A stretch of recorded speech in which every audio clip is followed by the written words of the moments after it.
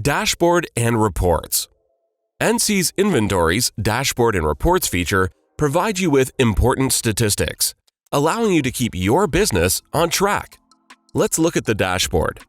To open it, go to the Dashboard section and click Dashboard. Specify the time period and warehouses for which you'd like to see data.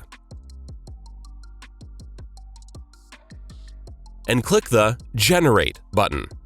The most important data is available here.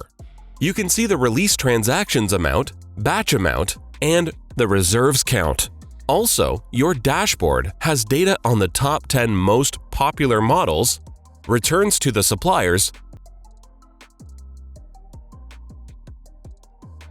and customer returns. Reports.